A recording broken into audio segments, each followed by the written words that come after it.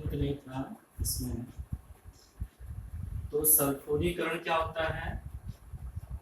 सल्फोनीकरण, सल्फोनीकरण का मतलब सल्फ्यूरिक अम्ल से एल्केन की अभिक्रिया। सभी एल्केनें सल्फ्यूरिक अम्ल से अभिक्रिया नहीं करती। कौन सी एल्केनें करती हैं? जिनमें शाखाएं पाई जाती हैं। शाखित एल्केनों का ही सल्फोनीकरण संभव है। जैसे CH3H मीथेन है, CH4, बल्कि मैं इसको ऐसे लिख दे रहा हूँ CH4 प्लस H2SO4।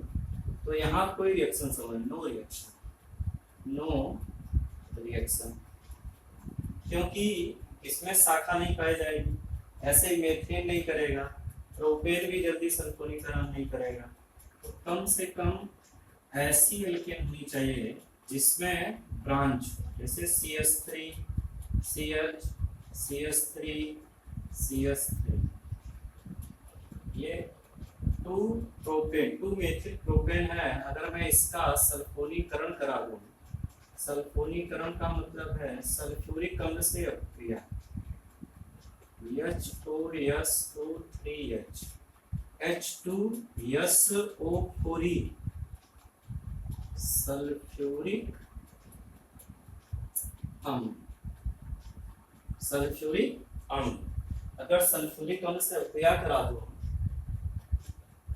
तो ये SO3H यहाँ के हाइड्रोजन को हटा करके जाके जुड़ जाएगा CH3CSO3H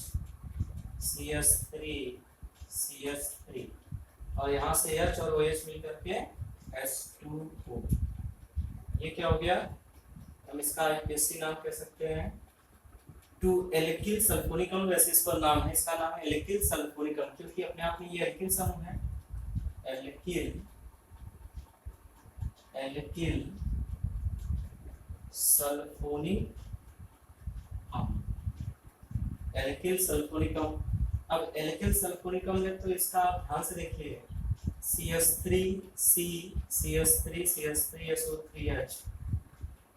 अब यहाँ अगर आईपीएससी नाम रखना तो आप उसको बोल सकते हैं 2 मेथिल 1 2 3 3 कार्बन है, सबसे 2 मेथिल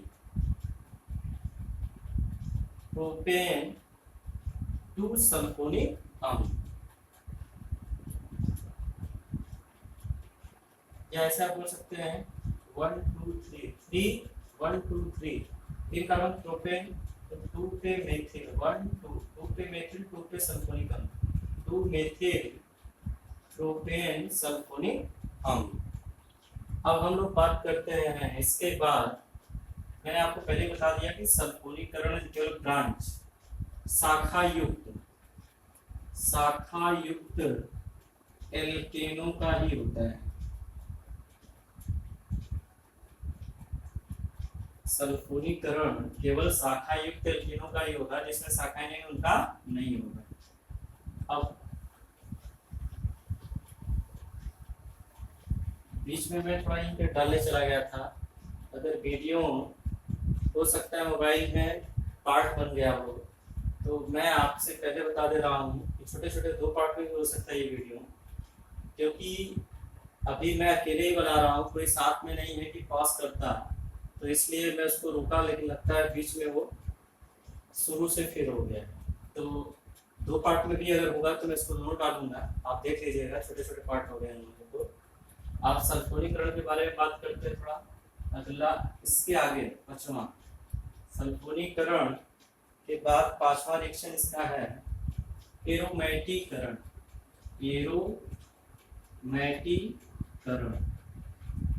एरोमेटिकरण क्या होता है? एरोमेटाइजेशन कहते हैं। एरोमेटिकरण में जो जो एल्केन होता है, एल्केन अचक्रीय यौगिक होते हुए, एलिफेटिक यौगिक होते हुए, हम उचित प्रेरक दाब और ताप का उपयोग करके बड़े आसानी से उसे बेंजीन अर्थात एरोमेटिक कंपाउंड में भी बदल सकते हैं। कैसे?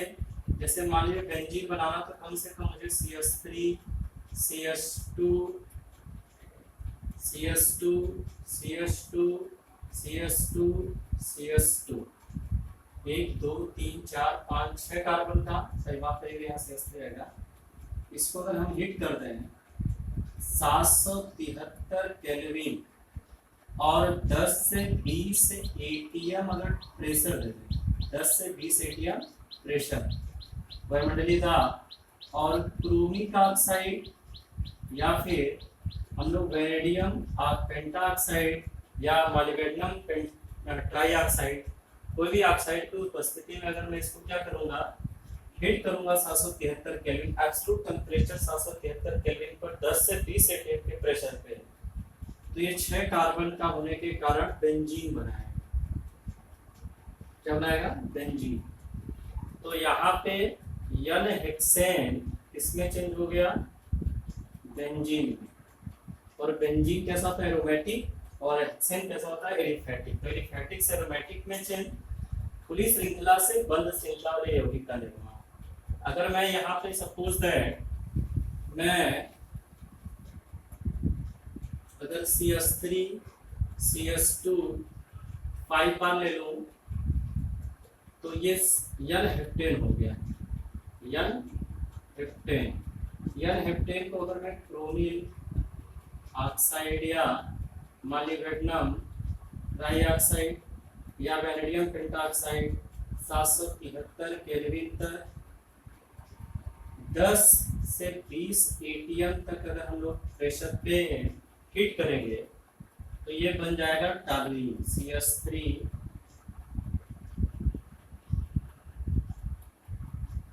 टॉलुइन। इस अभिक्रिया को एरोमेटिकरण अभिक्रिया कहते हैं। एरोमेटिकरण का मतलब जिस रिएक्शंस में हेक्सेन किसी भी एल्केन को या किसी खुली श्रृंखला को हम एरोमेटिक यौगिक में बदल सकते हैं। अगला रिएक्शन है, यहाँ पे अगला रिएक्शन हम लोग बात करेंगे, पांचवा था, छठा रिड अभिक्रिया। रिड अभिक्रिया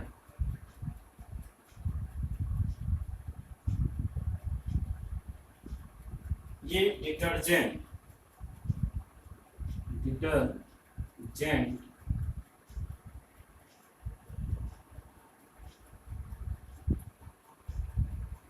बनाने के काम आता है। रिड अभिक्रिया से डिटर्जेंट का जो मेन कंस्टिट्यूशन है, मेन पदार्थ है, मेन स्पीसीज है, उसका डिटर्जेंट बनाने के लिए क्या यूज होगा? जैसे सबसे पहले हम अगर किसी एल्किल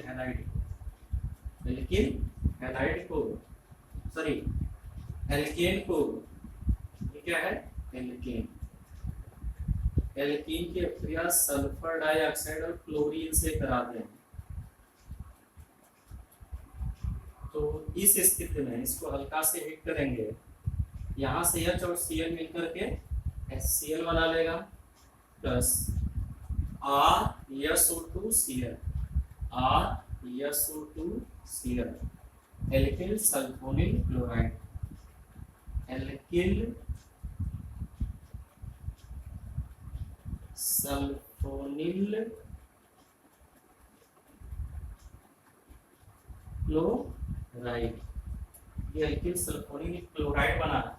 एल्किल सल्फोनिक क्लोराइड का उपयोग डिटर्जेंट के निर्माण में होता है, या डिटर्जेंट की तरह इसको यूज करते हैं हम लोग।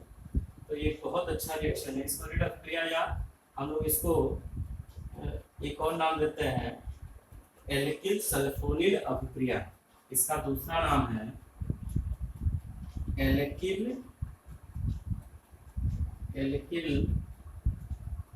सल्फोनिल अभिक्रिया,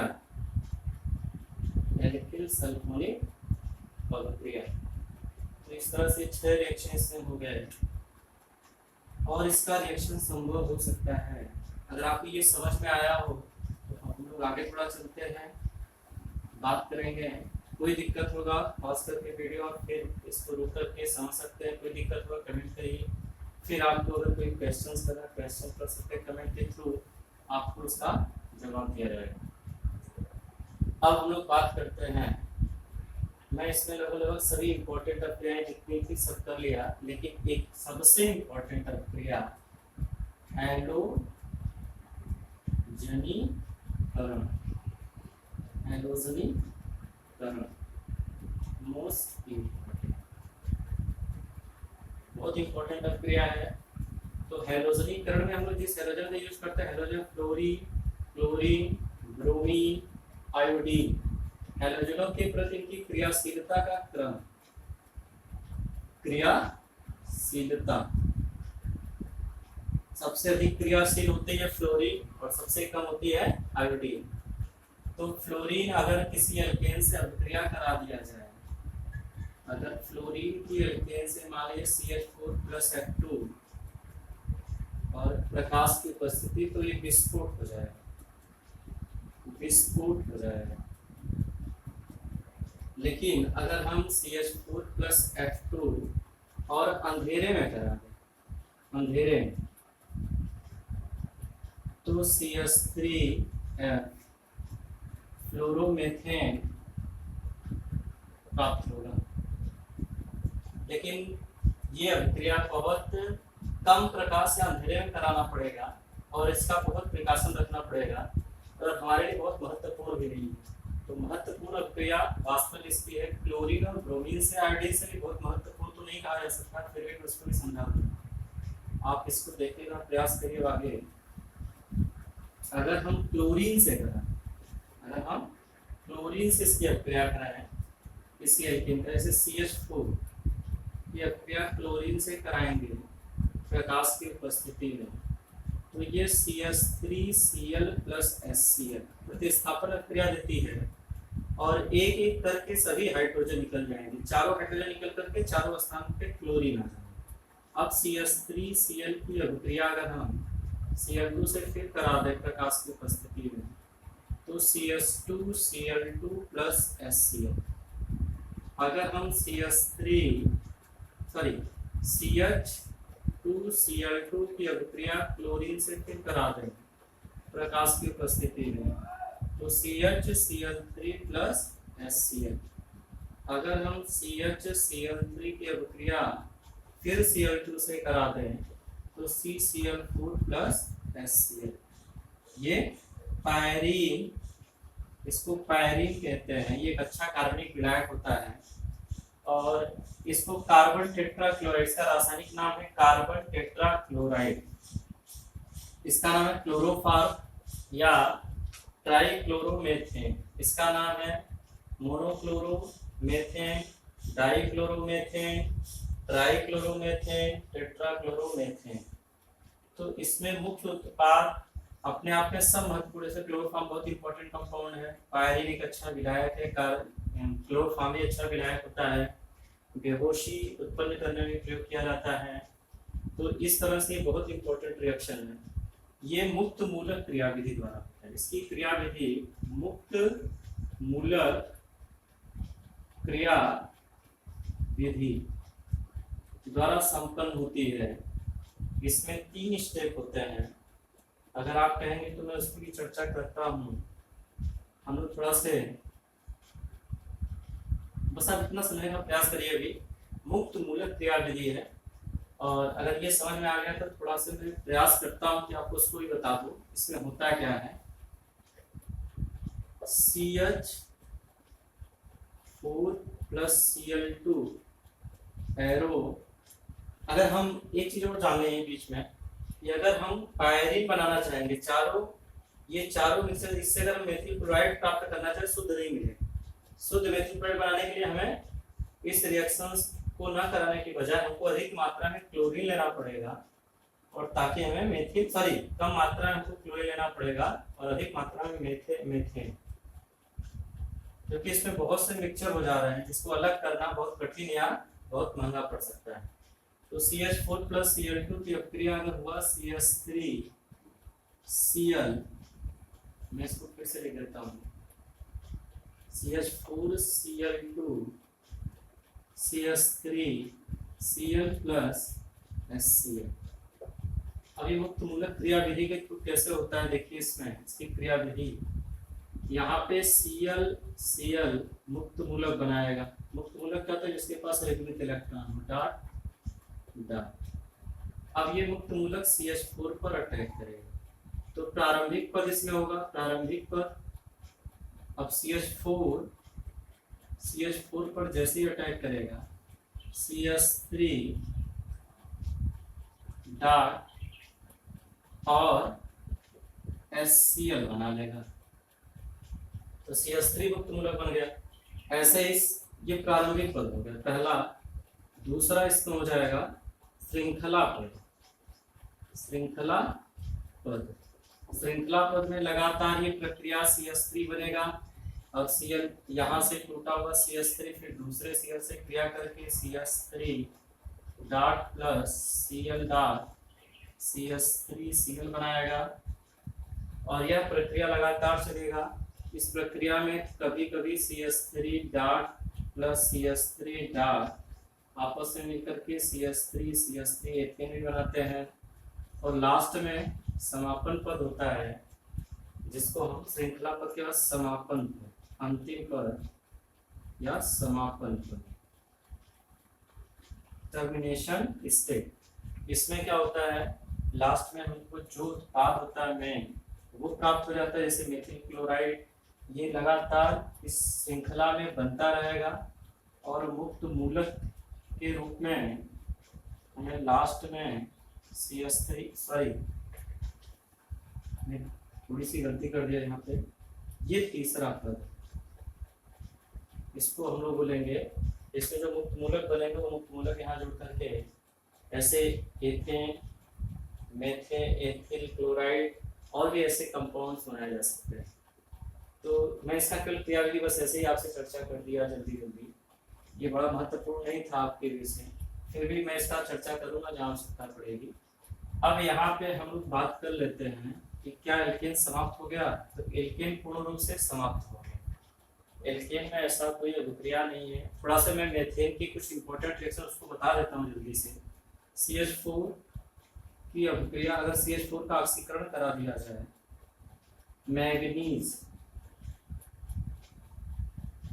मैग्नीज एस्टेट की उपस्थिति में, तो ये फार्मिक एसिड बनाता है। अगर CH4 का ऑक्सीकरण करा दिया जाए 300 केल्विन 300 डिग्री सेल्सियस और कॉपर की उपस्थिति में, तो ये मेथिल एल्कोहल बनाता है। ये ऑक्सीकरण अभिक्रियाएं हैं, ऑक्सीकरण हो रहा है। अगर CH4 का मैं ऑक्सीकरण करा दूं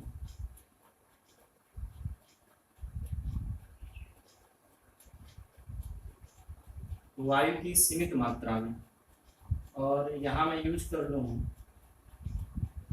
लिथियम एल्युमिनियम हाइड्राइड, तो ये HCHO सॉरी K2Cr2O7 HCHO बनाएगा।